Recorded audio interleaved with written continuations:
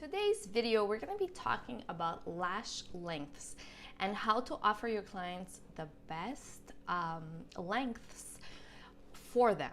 Not for you, not for anyone else, but for them. How to determine what length you should use on a client that has really short lashes or on a client that has medium lashes. Obviously, you're not going to use the same length of lashes on a client whose natural lashes are 5 millimeters versus the one whose lashes are 11 millimeters. You can't use the same length. So it's really important. The first thing that I want you guys to think about is to determine and evaluate what the client's expectations are. Have them show you pictures. If they've never had lashes before, explain to them the importance of making sure that their lashes stay really healthy and that extensions don't break their lashes. Because obviously if we go too heavy or too long, the natural integrity of their lashes could be compromised. So what we like to do is on all our tweezers, we have this little ruler on the bottom, on the bottom of the tweezer, and it goes from 0 to 15 millimeters. So that's a really good way of like actually quickly measuring the client's lashes and explaining to them, okay, here's the length of your lashes, and what we could do is maximum go up 3 millimeters from the length of your natural lashes. So for example, if their lashes are 7 millimeters, this is an example, you could, the maximum length you should be using is 10 millimeters on them. If their natural lashes are 11 millimeters, you could go longer, you could do 14. So typically the rule of thumb is 3 millimeters longer than their longest natural lash. So that's extremely important to remember. A lot of clients will tell you, oh, but I want longer. My previous lash artist did longer. So it's really important to actually explain to them that sometimes it's not the actual length of the lashes, but it is the technique that was used that made them look really full and longer. So you can use, you can actually use the metaphor of flowers. So if you put flowers in a vase and you don't cut the stem, they look much more sparse. Like in the vase, they'll look sparser. Like there's going to be much more space in between the stems, and so they're going to look less full.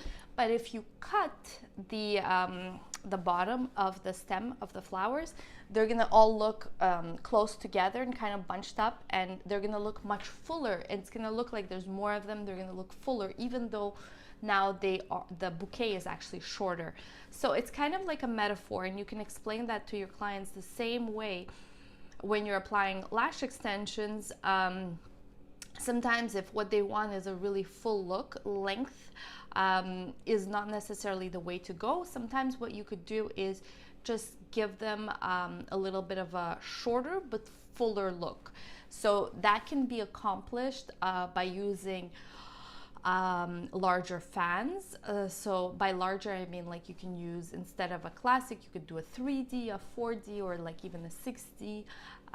Or you could also use, the next way would be by using another curl that would be curlier. So let's say, I always have trouble saying a curl that is curlier.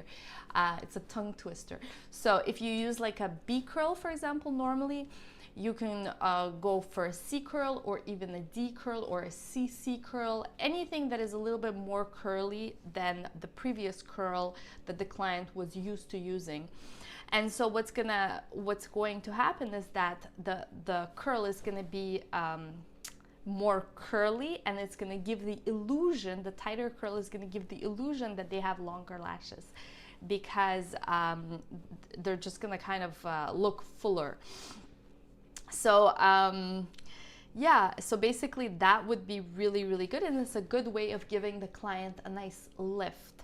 And clients typically really, really like it, but just be careful, don't overdo it. If the client is used to a B curl, don't automatically graduate them to a D curl. It might be a little bit too extreme of a change for them. Sometimes it's better to go in steps. So if they like a B curl, normally you can go to a C curl, or you can play around, and from a C curl you can go to like a CC curl. So yeah, so that would be the best way of doing this. Another thing that you can recommend to your clients is going up a diameter. So for example, if they're doing classic and they usually do a 0.15 C curl, let's say, you can suggest doing a 0.18 CC curl, let's say. So going up a diameter will just visually give more fullness to the client's lashes without compromising their natural lash. So as you can see, there's lots of ways of playing around, but the length should not be longer than 3 millimeters from their natural lash. I know that some rules are meant to be broken, but this is not a rule that I think that should be necessarily broken. So just because you really don't want to have the client come back to you 2-3 weeks from the time she has her lashes done and say that they all twisted, fell out, and now her lashes are broken, you're gonna feel terrible.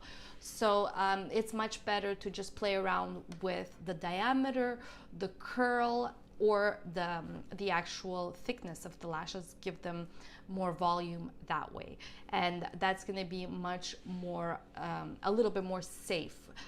You also have to keep in mind safety with curls and diameters as well. That's something for another video, but this is just some tips on how you can make your client happy without compromising the integrity of their natural lashes. So hopefully you guys like this video. Thank you so much for watching. We'll see you guys in the next video.